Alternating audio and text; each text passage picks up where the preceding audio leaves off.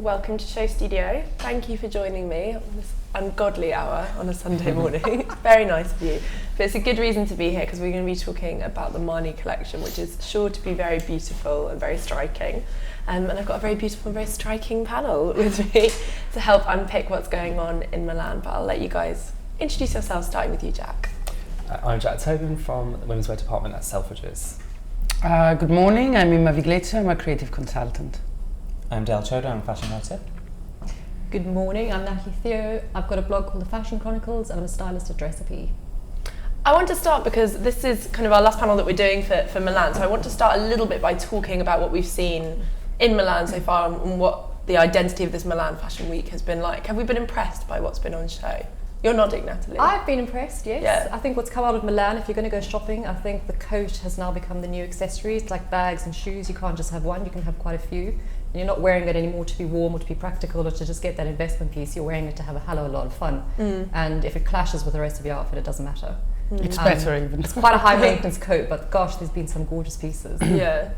You were nodding then, would you agree? Well, I thought we were here for the first one, so it started very well with Gucci, and it was quite surprisingly creative, if I must say. One thing that I was thinking yesterday is I was watching the Cavalli show, and it looked like Gucci. I thought it looked like the Gucci that we didn't see this season. Do you see what I mean? Yeah. I mean, Gucci went back to being Gucci and subdued and quiet, and Cavalli did last season's Gucci. So it's really weird what's happening. Some people are like one step ahead or whatever, but it was quite interesting. Prada was fantastic as ever, and Versace, as much as I don't particularly like Versace, was Versace at its best. It was good. It was a good Milan, very creative. You agree, Dal? I like the colours that are coming out. They're quite kind of dull, but quite odd. Marni particularly, which even though we haven't seen it, always kind of does that with these quite odd colour palettes. And Prada, of course, and even Gucci. There are so many kind of quite ugly, wrong colours that I really enjoy that have come out of Milan this time. So I really enjoyed seeing that. And Bottega Veneta also had a whole dress show, not a single pair of trousers or separate. And it was back to this 40s kind of bias cut dress. It was really beautiful. Really beautiful, I agree. It is the colours that you think that they're not supposed to work, but they do work. For sure. And then you think, why haven't I done that before? That's what I'm expecting from Marni. Yeah. The clash and the more uglier the better, really, I think. Yeah. But I think the shows in Milan this season have been less safe than they normally are. Less safe. Yeah, Milan's trying hard. It's trying a more creative flair that we'd expect from other cities coming through, especially I think with the colour palette as well. Talk to me about, we talked about this kind of like ugliness thing, and that's something that I think is really, it's a good way to describe Marni. It's that kind of deliberate awkwardness thing.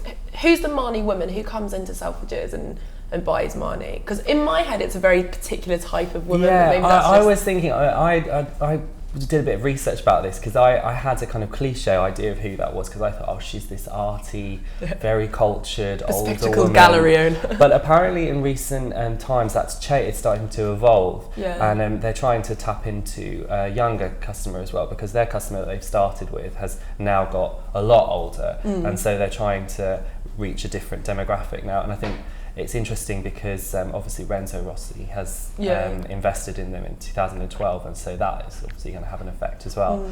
But particularly the Middle Eastern market, actually, funnily enough, I wouldn't have expected the Marni aesthetic to be for them. Interesting. But it's about the cuts and shapes really suit them. And I guess the colours as well, because it is very bold and bright. Yeah, they love the prints, but also it's just mostly about the shapes. They can really wear those shapes for their body types. So they have a huge Middle Eastern market for them. So that's quite interesting, because I was expecting it to be more about the domestic woman, and I was imagining kind of a British or art gallery kind of owner, but it's not so much actually. I guess the accessories as well, they're quite playful and fun, aren't they? The jewellery that they do is really great. Mimma, you were saying you wear Marni. What is it that you love about it? Yeah, I'm more in the artsy, calculated European kind, but I always put Marni and Prada more or less in the same compartment, and I'm definitely one of those women. But it's true, it can be quite forgiving. How to say that? You know, if you want to hide something with Marni, you can more than with, let's say, Hervé Léger or something like that. So I can imagine a Middle Eastern woman, but I'm very surprised, so I don't know what to say. I would have thought you said it's domestic, it's European, it's that's exactly what I would very, have thought as well. fashionable people.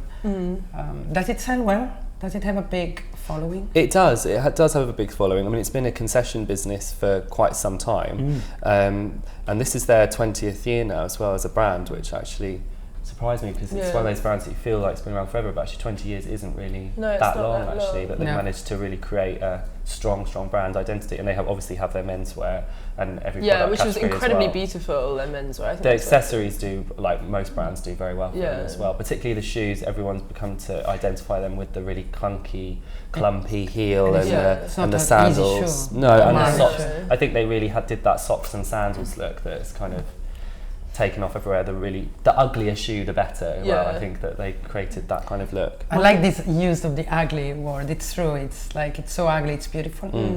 Yeah, you see, I'm not an ugly person. You're not a Marni person. No, from a personal point of view, we were saying this earlier, I would not wear Marni. To me, it's just not tight enough. You know what I mean? It doesn't, for my shape, it's not me. I have a lot of contemporaries who would buy loads of accessories from Marni as a starting point. It's a little bit too cool and conceptual for me. However, what I love about it, there's nothing cool and conceptual about me. What I love about it is that you look at it, and I do love the embellishments, I love the way they put colours together, and I love the way they do mix those patterns.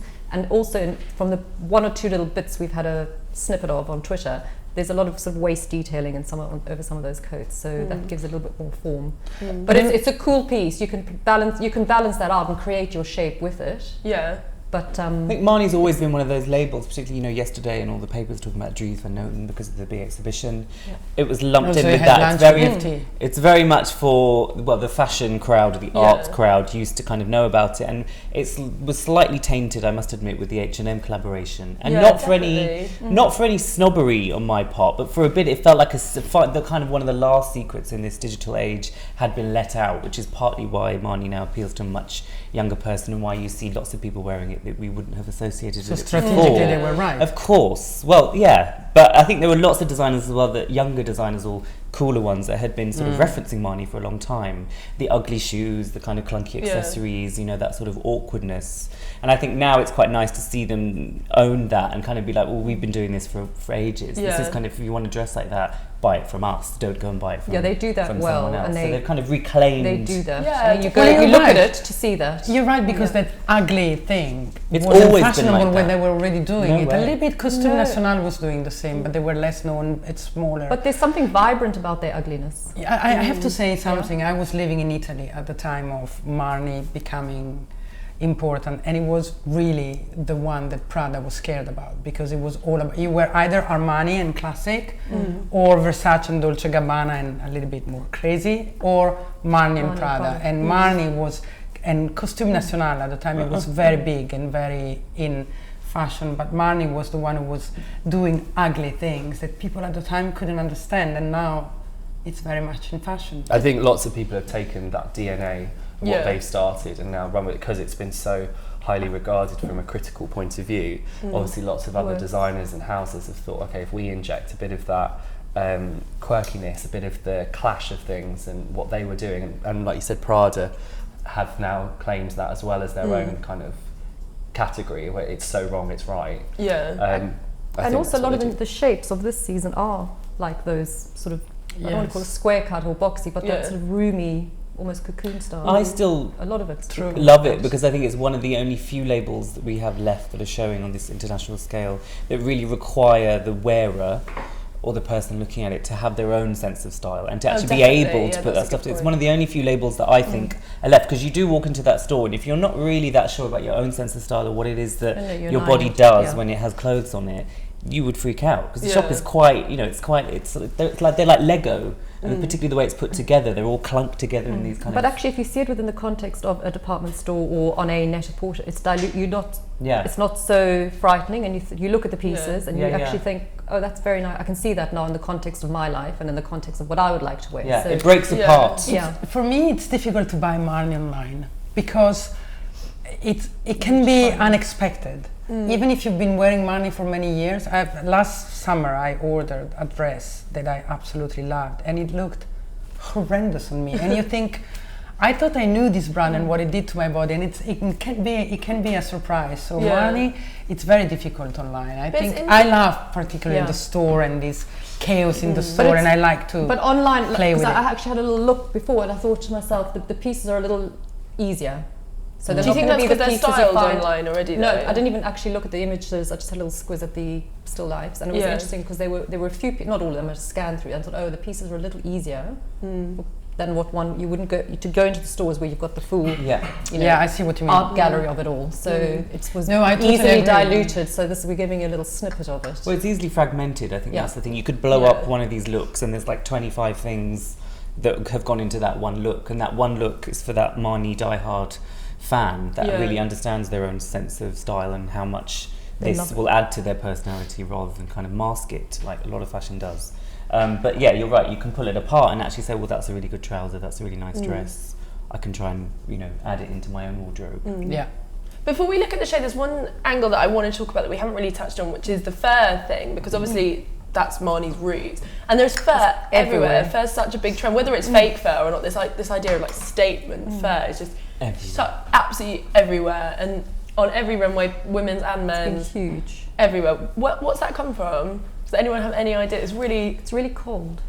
I think as it could be. It could be. For me, I think as fashion's become so, we've got to talk about the democratic, and it's all for everyone now. Fur isn't for everyone. I think designers, luxury houses, and are going, well, fuck you, we're gonna have fur. If you can't deal with this, then that's it. It's kind of the one last thing that kind of not everyone on the street, not every fashion fan, blogger, whatever they might be, will be able to kind of deal with. But then there's the fake one, the faux fur trend. Yeah. But you're right. I think it's spot on. The fact that the materials are so expensive and so luxurious, it's a little bit the de-democratization of fashion. Then it's happening now because it's gone too far, and they don't want the high street to copy. But then there is faux leather and faux fur, but it's not. You can see it's not. But even good faux fur costs just as much as real, but it's still quite a significant expense. So it still has that element of kind of being above all the other stuff. It's very much kind of elevates these things to this is hardcore. Yeah, I think gloss about it. I think it's really about price point, and all these houses have to aim for the top sector of the market now, because that's the part that's really performing. So all of these, whenever they add fur onto anything, obviously makes the price point jump up dramatically, and those pieces are the pieces that sell first. So they're really high price point, ridiculously high price point pieces. So they're very important key pieces for them, for the buyers to take hold of. But what you were saying about fake fur, though, actually that's come on leaps and bounds. I mean, that really is, and it is expensive in its own right, because you can barely tell the difference sometimes with certain pieces. It's interesting with that price point thing. Because we're seeing so many brands, hiking their price points for no reason, just putting their price points up. Have you noticed that kind of on the shop floor, the changing price points and people coming in and wanting something just because it's expensive? Is there kind of that competitive element to shopping? Definitely the hike in prices, because everything, I'm immune to it now, so I think everything starts at £3,000. Like if it's less than that, I'm amazed. When people show products, or when team members show new items that come in, it's funny because they'll always say this is an absolute bargain piece because it's like under £1,000. It's true. So your mindset starts to really get immune to it, because it's a crazy level of category that designer fashion is at now. Pair of shoes at 350, you're like, minimum. Why is it so cheap? But also handbags are now the sort of one thought that you must have, like, I'm going to save my money up, I can't buy anything else from this, I'm going to buy a handbag. You almost like on £1,000, so gosh, the clothes have got to keep going up. Is that sustainable though? It must be that people want that level of price. They want to pay that much money. I just find it. Well, I think the high street's gone up as well, hasn't it? It's kind of. I don't really shop on it that much, but I've kind of looked, and everything seems to be going up. Price of milk is that old thing. So I think everything's going. The high street has gone up. You can walk in some stores, and I'll say to people, I won't say, don't go and buy your shoes there, because actually you can go to Gucci and get a better made pair of shoes that either cost the same price or a little bit less. Yeah, it's honestly, crazy. If you look at shoes and some of the brands on the high street, the high street, Zara and Topshop and not H&M, that high-end high street. I'm not going to walk into Zara. Okay. No, that middle market. I'm saying high street from low end to middle, which I classify still as high street. Because but I when also you see think the prices, it's ridiculous. I also think that the increasing of the prices of top fashion is making the success of the low high street. Yeah. Because they're becoming better and better in design, in copying, and they still cost 30, 40, 50 pounds. But do we not think that's something that's a strength of a brand like Marni? Is it's quite, I guess this is a fair thing that you were saying as well, Dal, is it's quite uncopyable in a sense, you know, it's very... Yeah, COS does, but it won't have everything I have that's Marni, a lot of people always go, is that COS? Before they even consider that it might be. I'm very proud to say that I had the opposite. I was wearing a little COS dress and the stylist said, oh, that's Marni, huh? Like, you have better friends than I do. But you know what, Marni was not as much in the public consciousness, you know, the mass public consciousness, as say, for example, something like, I don't know, Saint Laurent would be, or you know what I mean? It's a subtle brand. There's none of that sort of hype and madness, and you know, so it's not very much in the mass public consciousness. So why did they do the H&M collaboration? Did you think they were trying to get it could be, to give it that branding. Money for Marni. Money paid, free advertising. I've been in the corporate lives and I know how much they pay designers, and it's huge free advertising. Marni doesn't advertise. And I guess they've just launched a perfume, you know. It came out at the same time, you know, and all that stuff strategically goes was at the right together. time. I think actually what you just said, that's a really key point about Marni as well, the fact that they don't ever do a campaign. And so they are one of these brands that is like this subtle, subliminal brand. But that definitely, I think they're at a cusp now where that is changing, especially with what we're saying about their clientele and how that is evolving, and the fact that Diesel have obviously acquired them and they're changing who their customer base is, and it isn't so niche anymore, I don't think. I think they have to change a little bit. It's wonderful to be a little bit subtle, but I think you have not change the ethos or the aesthetic, but just put themselves out there a little bit more, just simply because it's the way we all function now. We're all so obsessed with everything and information, and we've got overloading, that actually, why not do a little bit of it? But if they could think of a clever little angle that still sticks and melts with the brand and is still part of but their also aesthetic. Renzo Rosso didn't buy it not to make money, you know, and it's very much in trend with this group, you know, Margiela and Victor and Rolf, and I mean, he doesn't buy Ferragamo. He's not buying it to be quiet about it. But he wants it to make money. I mean, he's an entrepreneur. He doesn't want it to be niche. Let's talk about Only the Brave and Renzo Rosso, because he's such an interesting character, and we rarely actually discuss that much of the business side on these panels, and I'm really keen to go to the show. But just before we do, what makes a great fashion entrepreneur? What is having that vision to know to buy, as you said, Marni, not Ferragamo? What's so great about Renzo Rosso? Well, there are two. Sorry, no, get him when you listen. There are everyone was looking at you anyway. There are two kind of groups in fashion entrepreneurs. There are those that want to make big money, and so they buy the big, you know, the big Gucci's and Louis Vuittons and Armani's, if ever someone will buy. And then there are those that they believe in the niche fashion, which is fashion with capital F. And Renzo Rosso to me is one of those, because the brands he owns he's very consistent. He doesn't buy something that is surprising. When he bought Marni, I was like, yeah, of course. I should have thought about that. And so I don't know. I mean, he made a lot of money and he's making a lot of money with Diesel. I don't know exactly what his objective is, but he believes in fashion and he believes in risks. Because buying Martin Margiela and Marni and Victor and Rolf, it doesn't mean you cashing in big. No, you have to work on them. Exactly. Whilst where I was in PPR now, Kering, they were a little bit wondering what was the use of having Stella and McQueen that were not making much money and they were costing a lot of money. And I was a believer in fashion, saying they will give, you know, they will flatter even Gucci, because we have real fashion and real creativity, but they were more into, you know, let's buy something that makes a lot of money. And now it's changing again. But so it depends, you know, it's not good or bad. There is the money machines and there is the real fashion that eventually, if managed correctly, will make you money. Does it make sense? Yeah, that does make complete sense. Should we have a look at what the show is? Let's have a look. We've been looking at Let's do it. the people there not too and glitchy. recognizing the faces. Oh, it's quite glitchy. It's okay. Do you want to maybe give it a refresh? Do you think that'll help? Because this is their video, isn't it? It's quite shocking though that in this, for a brand for me, that it appeals so much to the internet generation because the clothes are so graphic. Yeah. Like it's brilliant for now because you want to look at these clothes almost in a two-dimensional way as pictures, but the irony that their own video is kind of not up to scratch. Guess they can't do everything yet. You know, while we wait for this, it's funny because we were talking about the fact that Marni is more niche and less known. None of us has yet mentioned Consuelo Castiglione. I mean, we talk about Miuccia, Because I can't but pronounce nobody the name talks properly. about her, and she didn't. Can't pronounce the name properly. Okay, I think it's partly because the But PR. people don't She's even- not you're pushed right, herself. it's not a name. She's Yeah. not doing She's in the interviews. background, She's not doing. Yeah. No, she hasn't pushed herself at all, has she? I kind of love that about her, though. I think that reflects in the kind of ethos of Marni. Yeah.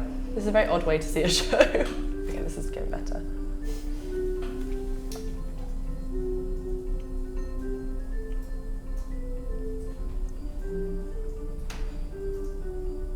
I love this, but I wouldn't guess this is Marni actually. See, good accessories.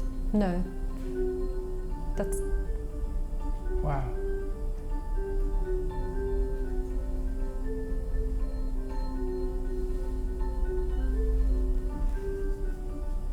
No, it's that doesn't look nice, you know.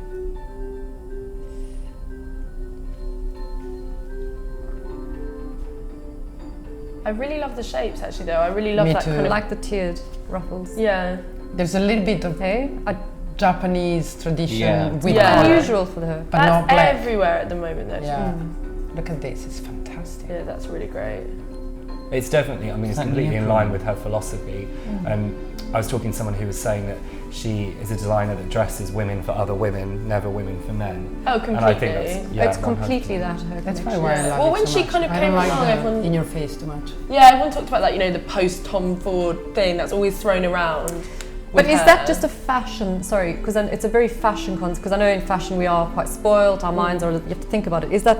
Do we look at collections differently? You know, there are the beautiful women for women, but is that a fashion thing? That women for women thing? I don't think it is. I think, you know, I think even as we were talking about, like, places like Zara and Topshop, I think even if you go in there, the kind of pieces that there are You can difficult balance it out. pieces in there now that girls are buying, and I think obviously there's a huge proportion of women that do dress for guys, but I think that is changing. I think quite a it's lot. also the whole photo street style and the Yeah. fact that people dress to be noticed by the world more than by a man, and I quite like this in a weird way because it's so almost pretty, but almost kind of hardcore. That's the funny thing. That print. Yeah. It has a little. Did you notice those amazing shoes? I love that it's a flat shoe. I just love that flat shoes. It's now, you know, it used to be if you saw flat shoes on runway, you'd make a point in the review, you'd be like, oh, and it was a flat shoe, and now it's just totally normal.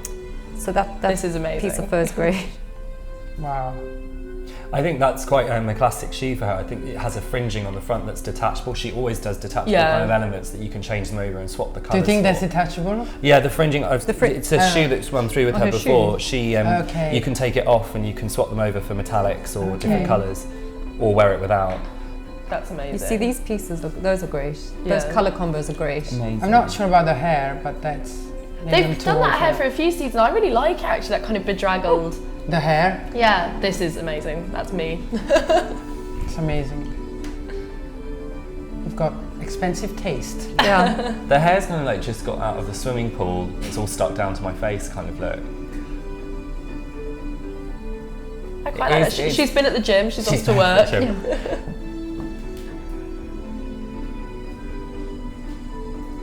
There's a lot of accessories in this show, really good ones. Like the jewellery looked amazing. We saw a close up of that cup those cups, before that was beautiful. beautiful, yeah. Again, like cropped, but she always does that cropped proportion on the torso. Yeah. It's nice with the peplum. The little coming ruffle through and as well. peplum details, great. Yeah.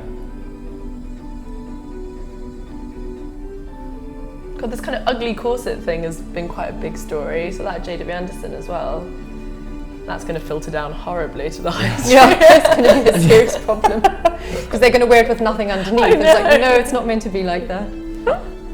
I want to see this in still. It is very similar. I'm not similar in the sense that one copied the other, but it's very close to J.W. Anderson. Well, I think that's just because everyone's doing yoji at the moment, isn't it? A You little know, bit, yeah, you're right. Like that whole Japanese thing is so huge. And we have a waist. Yeah. But I think this is interesting given what we were saying earlier about how you can take the pieces and style them completely differently. You know, this is just a belt has been added, which changes the proportion of Marni, and I think there is a fluidity to the pieces. I mean, that's a beautiful coat. This is my coat. That's just such a beautiful coat, and you could kind of. The sleeve shape that's coming through is fantastic as well. Yeah, really different. I quite like it because it echoes like a sports jumper. Modern take of a kimono, including the pillow on the belly.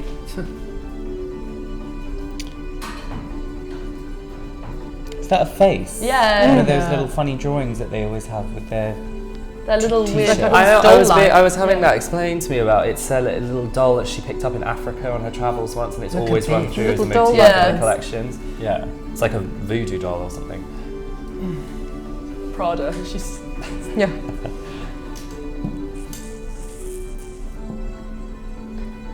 This is really beautiful.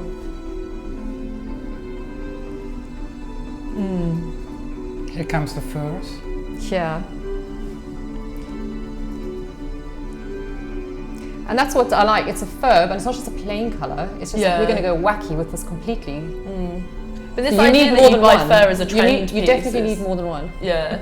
But that's goes back to what we were talking about. Yeah, the coat as a kind of.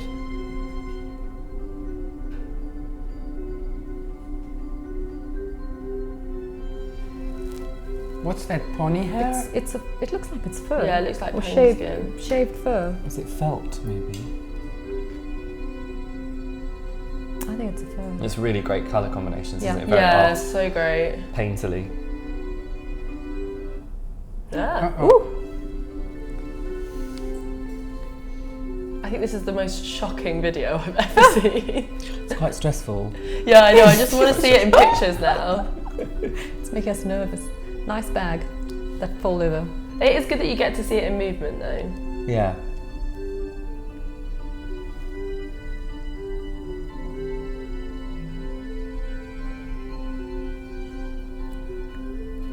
I think there's quite an intriguing combination of real simplicity and then incredibly fussy pieces. Yes, there's some pieces that come out and I'm like, oh, that's a completely different story that's telling me. And I didn't. If you looked at it, I would not have thought it was This Marni. is my favourite model from the show so far, because I'm quite struck by the fact that it's a black girl in Marni, because it looks quite striking on a black girl, and you don't really see. I can't really imagine many. But it's such an issue in Italy. I think it's an issue everywhere, isn't it? Just a complete lack of racial diversity. It's completely awful.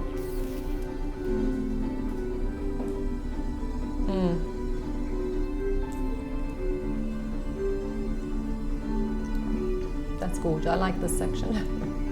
Yeah, this is stunning. We went from Japan to Native Indian, Native Americans.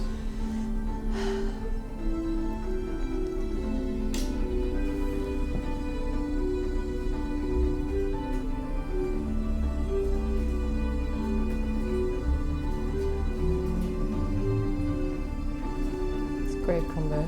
I like the leggings. It's just so that ugliness thing again, isn't it? That unexpected. It's like watching Prada. Yeah. You know, some of it has that. There's some of flashiness of older stories. It's funny. I think I'm going to declare this my favorite show of Milan. Yeah, it's absolutely I think beautiful. it's fantastic. This is beautiful. The styling, the everything. Just the hair. I'm not convinced. Do we think there's That's something? gorgeous, yeah. We've talked all about this explosion of fur, but does it worry us a bit to see fur used in such? Obviously, Marni have always done incredibly designed fur, but to see fur used in such a trend way. You know, you mentioned Prada, and we're seeing a lot of that where fur is used in a way that's so seasonal, which completely removes it from this idea of kind of like fur's acceptable because it will last you a lifetime, be handed down and passed on. Well, it is a concern. Yeah. I don't know how to And also, answer what to this, fur but is it is. it? You know, you start to ask those. What are they? What is it? I mean, some of them are so extravagant, what we've seen so far. I really would like to know how much some of these are going to retail for as well, who's buying them, because we don't sell any fur at all, so it certainly won't be being sold by us. Yeah. So you refuse it by... We don't sell any fur at all. So do you think this it's for the collection Russian you can't market? have it at No. all? Okay, I didn't know that. Quite a few of the stores have that policy. A lot of I stores. didn't know that about I think- Selfridges. Because Harvey Nichols have started reselling it, which caused quite the explosion. But I guess that's one thing with the internet, isn't it? It makes it those kind of policies of we don't sell it. It makes it a lot easier to kind of get round because you can always find it if you want it. You know, the woman that wants this will be able to track it down. I think they've probably always done, but not so openly on the catwalks as part of the main catwalk collection. Should we go to the images now? Just because I think we'll get a better. That's very nice. Look. I think it has always been done, but I question if it's been done. But it's never been done so openly on the catwalks. I'm sure if you're going and buying and seeing the rest of the collection for next season, there'd be the pieces you can buy depending on where you're shopping for. They're very varied stories in this collection. Yeah, I think it's like three themes. Three huge. Exactly. Very, very varied. 3 themes. I think the middle and the last one. The last one I thought was very. Well, the last one's the most striking, isn't it? It's so incredibly. I think the first one's possibly the most conceptual, most difficult to wear. But this for me feels like the most. I would look at that and think that was Marni.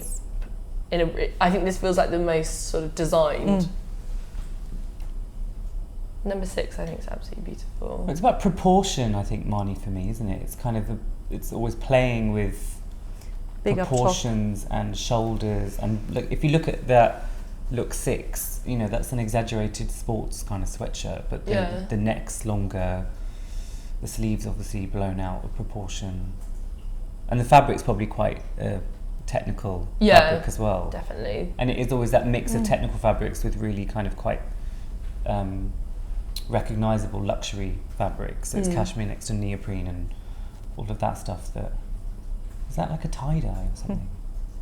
Or paint? Yeah, tie-dye. Well, I don't think it's a tie-dye. It's a tie-dye effect, I think, created with paint. I like the sportiness to this, though, even in the later pieces. It is those outerwear, as we said, when we did New York, it's sort of interesting that they've taken the tailoring out. Everything's gone slinky underneath, maybe for some designers, but on top, it's all hugely exaggerated. Yeah. But it's interesting because even tailoring is now done in that, these pieces that we're seeing here, that's still that same kind of sports sweatshirt type shoulder. Yeah. Which is interesting because, as Dal said, Marni's always been about proportion, but beautiful. It's a subtle newness, but that feels quite different for me. It's sports shapes in luxurious fabrications, isn't it? It's like a luxe sport. Luxe sport. Coin that there. Don't know what baseball game she's going to, but it looks good. Yeah. This is my favourite, number 16. Look, 16. It's really strong colours. The colours, gorgeous. But Marni does a really great bomber, don't they? I think that's one thing that's really, really beautiful. So Mimma said this is her favourite collection of Milan. Are we all equally as impressed by it? I think it's absolutely stunning. It's a breathtaking very collection. I like particularly the usage of materials. I mean, apart from what you said about fur, that it is for me a concern. You know, it's becoming trendy. People will use amazing fur one season and forget it the next, which is a problem. But if we try not to think about that, the use of the fur and the materials and the colors and the combination here is just superb. I call those touch me combinations because you. Yeah, whether it's the colour or the texture or whatever, you just want to feel it. I love this theme running through now. I love the corset over the knitwear. I think it's fantastic, and the khaki green is gorgeous too. Well, I kind of like when you see 20 and 21 together because it's almost like the proportions are reversed. You know, it's kind of like we'll do something that the waist is exaggerated and then the waist is tucked in, and it's kind of. I think there's something very clever about Marni in that it's that contradictions thing again, and the. And it's interesting because basic knitwear, so that is, for all intents and purposes, a very beautiful grey jumper. Basic knitwear's had a massive life of its own this season, but then it's been given a little bit of gloss and glam, whether it's been with a slinky sort of embellished skirt or weirdly cut skirt or corset tied over it. But knitwear, it's kind of like, you know, big knit on top and then sort of given a bit of a flouncy touch with something else. It's huge. But it's like the coat that you were talking about, you know, how he said it's not just shoes and handbags. I think knitwear has become such a kind of big thing as a kind of a statement jumper, especially in it is, but and they're not jump. As I said, it's not knits that are like wild, mad prints and colours. It's just that that's a really big jumper, but you've styled it sort of at Michael Kors and at Victoria Beckham did it with a very slinky smattering of embellished skirt, or you had a little bit more kind of cooler with some of the other designers. You know, there's something in it. But don't you think knitwear Marked the by last Marc few Jacobs. seasons has been so strong because it's the one category that has moved ahead so much faster than other categories because with its innovation of techniques, absolutely, the designers coming through within knitwear as well, particularly strong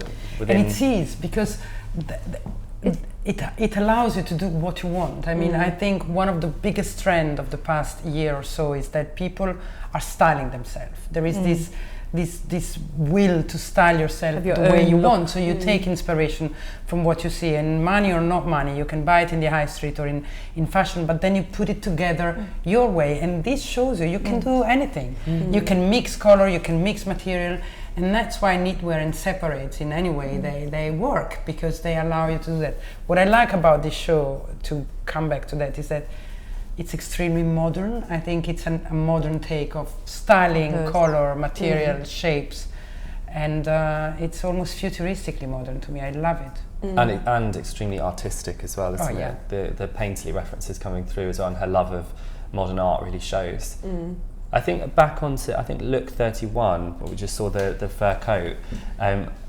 It's so like what you were saying, Lou. I think about it being a coat that is very much on trend that season, but it is obviously a huge fur coat that is supposed to be an investment piece that's supposed to be everything we think about fur being timeless and being in your wardrobe 20, 30 years, and that really isn't going to be, is it? I mean, it's just very much of the moment. So of its time. Yeah. Or has our concept of investment piece changed? Yes. I don't think people shop like that anymore. Maybe it's shifted now, because perfectly we can style ourselves the way we want to, and we are. So there's no longer this concept of it's got to be a grey coat or a black coat and just blend into your wardrobe forever. Now maybe in 10 years time you're not going to care if you throw that on with something from a new collection. You think that fur is the one thing that wouldn't go along with that kind of.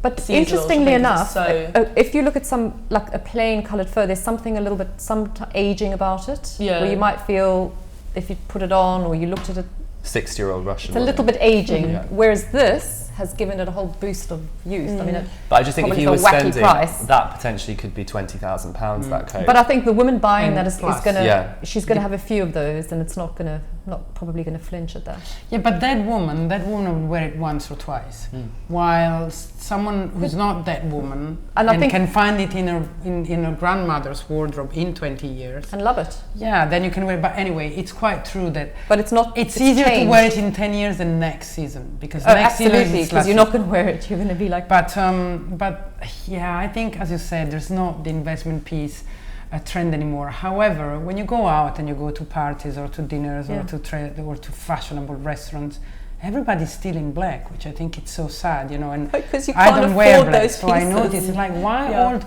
No, I don't wear black. I mean, you can buy the same thing in white, in green, in whatever, and so the fashion is pushing it. But when women are really going into non-wearing black, it will still take a long time. But do you think that's because we talked about, we talked about everyone styling themselves and being more informed and more confident in the democratization of fashion, but do you think that's also made people a little bit nervous because people now feel like, you know, everyone should know about fashion? That's put people, they want to wear black. There's I think everyone feels more judged on their clothes perhaps than they have done before. Possibly. Because there's this expectation that, you know, it's so easy to Too dress many well. people are thinking about their clothes. I think that's one of the problems facing everyone right now. Too many or too too much? many people are focusing on it. You know, there's very few people that now don't have to think about what they're wearing, and I think that's quite sad, because there should always be an element with everything. If we're all into the same thing, everyone into the same, as in not a style, I'm talking about the thing as in clothing and fashion, then where's our point of difference? You know, we're all kind of chipping in. I think the nice thing about everyone thinking about their clothing is that for once people are actually making an effort.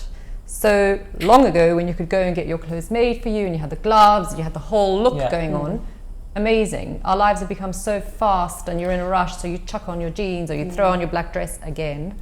However, some of it is crazy and some of it's nuts, but it's actually very nice to see people making effort. It's actually wonderful to finally see the front row at Fashion Week, where all of the fashion editors, not just the French or the American, you know, are making an effort. You expect that, and I think maybe, well, we're making that effort because we can.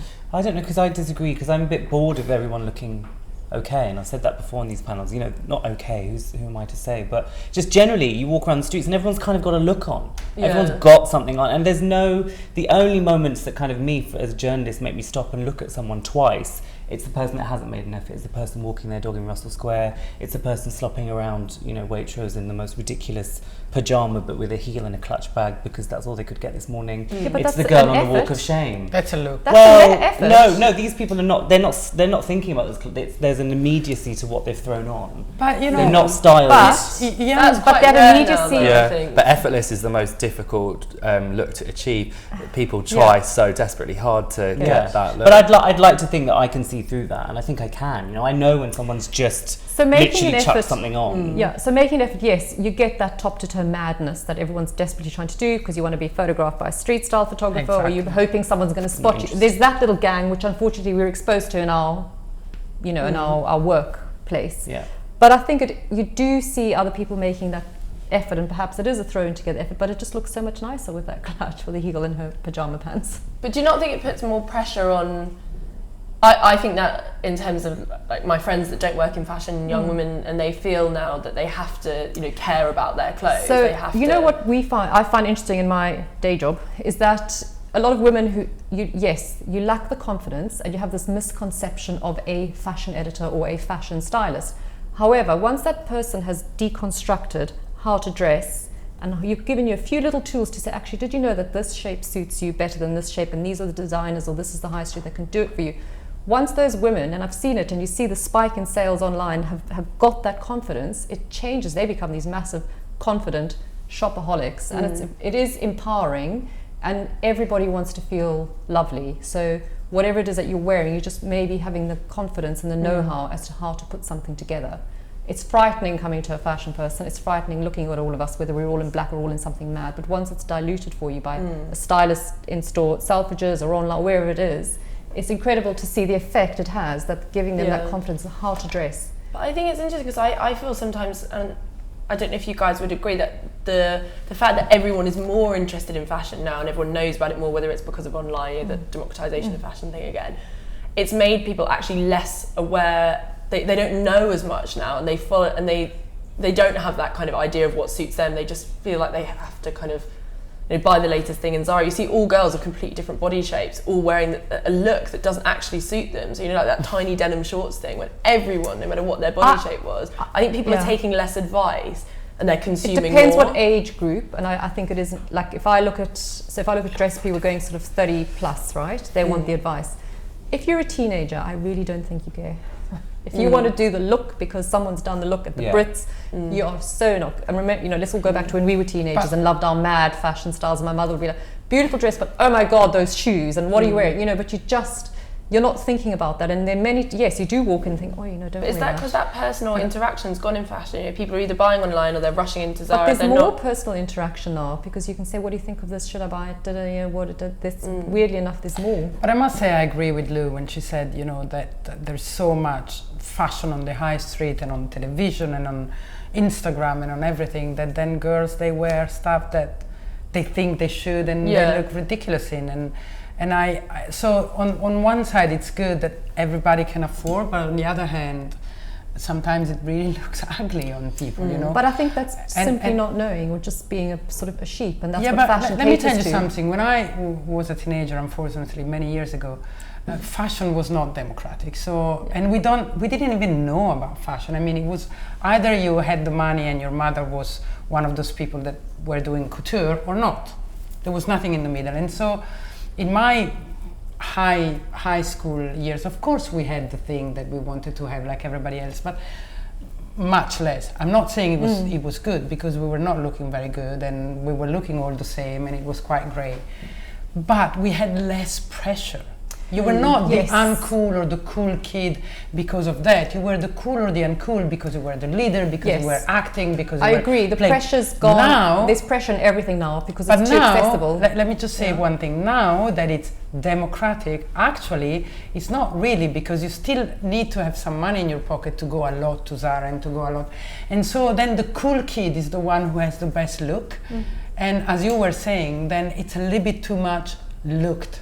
You know, and it's like, let me tell you what look suits you, which I don't know. I think it's becoming a little bit too much. Now there are some films made on Frida Giannini and films made on Mr. Giammetti. I mean, with all due respect, it's a little bit too much. Look, it is a lot, but I think then it's simply because of this exposure we have over the internet, but that's how those kids are being brought up. Unfortunately, that is going to be their life. At the same time, I grew up in Africa. I wore a school uniform to school, thankfully. Yeah. I'm sure if I had to wear regular clothes to school, I would have had some sort of little pressure on me. Yeah, I didn't have a uniform. The strange thing in Africa, I mean, the country I grew up in, South Africa and Zimbabwe, 2 conservative societies, but then weirdly enough, I would come to London and go shopping at Boy London, believe it or not.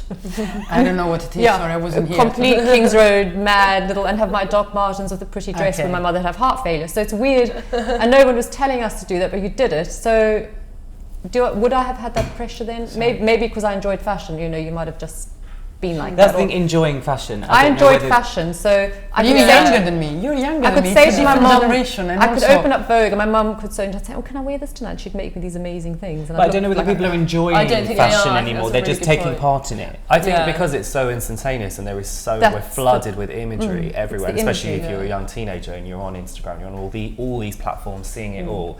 What they're doing is they're just picking everything and putting it all on. So we're just seeing, we haven't used the phrase fashion victim, but we're just seeing more and more fashion victims because you've picked this trend, that trend, and you've just thrown it all together. And going back to this collection, because we look at it, we're all in the industry, and we look at it from a very, very fashion perspective, which is very slanted. If you imagine the woman that would buy one of those fur coats, the type of woman that she actually is, I think that some of those could come off real fashion victim when they're on someone, because she's going to have she's going to be rushed, she's going to have huge blow-dried hair, she's going to be wearing Louboutins with that coat. It's going to be the look. Yeah. It's not going to be that flat shoe with it, it's not going to be styled so perfectly like this is. And you'll look at that coat and people will either throw a bucket of paint on her or think she just looks ridiculous walking into Nobu or somewhere like that. That is the reality. That's the same thing that I was saying about the young kids. But it's a fashion victim. There's always going to be a fashion victim. It doesn't matter. In 500 years' time, there'll be a fashion victim. It's just, unfortunately, it's easier to see it. I feel like everyone's a bit of a fashion victim now. Yeah. I think Dal's point about enjoying fashion is really astute, because it's a different kind of fashion victim. It's someone that can't enjoy fashion because they're so stressed out. I don't feel like people enjoy shopping anymore. Everyone's kind of rushed. They don't know how to. There's so much choice. Enjoying shopping. Selfridges, yeah. There's a lot of choice, and you walk in and you think, where the hell do I start? Yeah, so it's getting little tools to learn how to do it. But also in terms of, you were mentioning about educating people, about their body type and what they shouldn't wear. There aren't really that many people on a big platform. If we look at the people that we have had in the last 10 years, particularly in the UK, you've got Trinity and Susanna, you've got Gok, or someone on This Morning, and that's kind of it. And none of those people are particularly going to be taken seriously by young, impressionable women, or not even if we're not even talking about age, women who are not sure what to wear. They're not really taking advice from the best possible place. So that's another thing, is that education. Look at the most famous really reality shows in this country. I mean, when you watch the X Factor, the styling is dreadful. I'm sorry, I hope nobody here has worked there, but it's dreadful. And those girls, they are overdressed, overcoiffed. I mean, they're 16 and they look like matrons. I mean, and so you feel like, where is all this going? Who's working behind the scenes? Where do they live to wear what they're wearing? And it's not about money, because you can be really cool and really dressed appropriately with not much money today. And so my question is, all of this that we said, where does it go when then it comes to the popular it's the lack of fashion role models then, but I guess. Even if they had those, when you're younger, or when you're less, and you're watching Tawi, which is one of the most tweeted programs on Twitter in England, or if you're American, you're obsessed with the Kardashians. It actually doesn't matter how much. If you are into that whole popular culture and you are looking for your new 15 minutes of fame, you're not going to think about what suits you. You just want what you've seen on TV, and if they're doing it, then I can do it too. And I might look terrible, and not me, but somebody would be, unfortunately be thinking that. And it is that fashion victim mentality. I don't watch either Tawi or the Kardashians, but I do watch X Factor. And I always look You're getting the same at those girls and I think, but it's not even vulgar or too much, it's just wrong. People just old fashioned and ugly. I also find that people are too scared to tell each other the truth these days. I always tell someone, if a friend of mine, or not even a friend, if it's someone that I just met, if they have lipstick on their teeth or something like that, and everyone's continually shocked when they say that, because I think I'm being really rude. And I'm saying, well, if I was walking around with like a big pen mark on my face, And actually, I think we're being people's friends because we're also You're too shy. You never say that doesn't We've all suit seen you. Spike Jonze's Her. You know, we're all kind of like this, listening to someone in here. We're so afraid to just kind of go, that's actually not working on you. Yeah. How many groups of people do you see going shopping? Someone comes out of a changing room and all of this girl's girlfriends go, no. It's more like, I always say to girls, never go shopping with your friends. Because I think they should. I got a classic situation. It was great. I was at an Easter sample sale, and there was a group of girls, really lovely girl, put on this dress, and she was the quieter one in the group, and they were the really bulgy, sort of a bit bigger, not quite fitting to this Easter dress gang. Their friend comes out, and she looked like $1 billion in the dress, and the face just dropped. And they're like, oh no, we don't think you should get that. And that was a bad, you knew that yeah, but they're just bad they were friends. just jealous. And I actually went up to her and she said, but I love this dress. And I said, listen to me. And she wasn't married, you could tell, big ring. And I said, if you go home in that dress, your husband's going to love you forever. She goes, yeah, I think so, I'm going to get it. But the friends, I couldn't believe those that. are That was a bad classic friends. example. I mean, there are Girls still do girls. that. Just generally, you Girls talk about do that it. interaction, that personal Girls interaction. do I think it. there's so little of that Yeah. now. If Yeah. someone just, as it is, and I don't want to say it's correcting because that sounds, it's quite pretentious, No, but this idea of kind of saying, you know what, that just looks really bad on you. Yeah, and you don't even get any interaction, I guess, when you're, especially on the high street, you don't even get interaction with a shop assistant now. No. No one, you don't even get that, like, that looks great. And we're getting more like, screens in shops, we're getting Yeah. less and less human interaction. A computer's never going to be able to tell you whether you look good People or are a not. little bit afraid. Well, actually, so in the work we do, people are very afraid of the human interaction because if you're walking in, if you are lesser confident, less of a fashionista, as I said, it's very daunting sometimes going to a stylist or a fashion editor and feeling like, oh, I don't feel so great today, even though we're not all that bad. So, we see this as, again, as in the work you do, there is that confidence between talking to someone, we're there, we're giving them the customer service, I'm interacting with you, and being able to build up that confidence so that, yes, you've learned your little tools that we've given you, what suits you, but then when you go in store, you can still use that because now you know that out of those 100 jackets, those are the shapes and styles I should be looking at. Then I can decide what my favorite color is or my favorite print, but at least I've got the shape right, and at least I now know if a shop assistant's telling me the wrong thing. Not Does to that- what you're does that saying come about from- what you're just saying about interaction and advice, it's really because the luxury market have cornered that as being part of a luxury shopping experience. Absolutely. That it's the finesse of communication that you would get from that level of salesperson is very much like at the top tier of luxury. You're not going to get that cascading through to the high street, and it is also incredibly difficult to get those people as well. Yeah, I'm not expecting do it to be. I don't but you expect. can do it through technology, Yeah. and we're doing it, and we've proven it. And yes, we don't, and we work with retailers now, Yeah. and it's been a fascinating thing to see as a fashion editor coming from a purely higher fashion angle. That whilst I like to wake up one morning and I can throw things together and feel fine, it's just imparting that quietly to millions of women that feel really.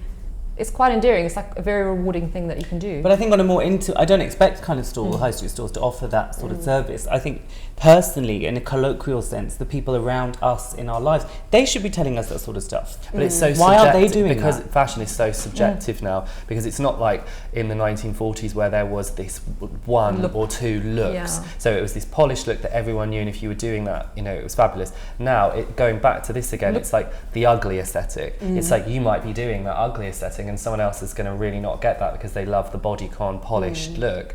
It's just so subjective because it's like, that's actually very how true. can I say to somebody, I don't like what they're wearing or they don't look that great because it's not me, because now fashion is just all over I the have that place, working isn't in it? fashion where friends, if I wear something that I know people in fashion will be like, oh, you look great, that's lovely. Like these shoes, for example, fashion people like them because they're ugly. My friends from home would be like, that's the ugliest shoe ever. What's good? Like, buy a nice stiletto. Yeah, Well, but I'm talking more about fit, not Yeah, style. true. I'm talking about someone wearing denim jeans that look like knickers. That's Yeah. my issue, is the actual technicalities of the human body Actually, that's with really certain true. clothes that don't work. I'm not bothered Yeah. about someone wearing this and it looking a bit silly. I love that. That's really exciting, actually. I don't want to see this looking like that on the street because it's got to look like something different. I'm talking about someone, let's say with really big arms wearing a top that doesn't fit them properly. Which Yeah. usually happens, fit. the That's my problem. shorter the skirt, the bigger the legs, and you're like, why? But Did lots you of look in women the don't mirror? even want to be told that. You'll find lots of women don't even want to be told what size they are. Do you find that in the store? absolutely. They'll want to get an 8, and you're like, you're not an 8, you're a 12. But they won't be There's told. certain celebrities So we- who have assistants to cut out the labels of their clothes. Yeah. But Size. interesting enough, when we tried to understand sizing online is very difficult. How do we get that? How do we know? So in the beginning, when we used to ask the equivalent of what one would do if you're meeting a stylist.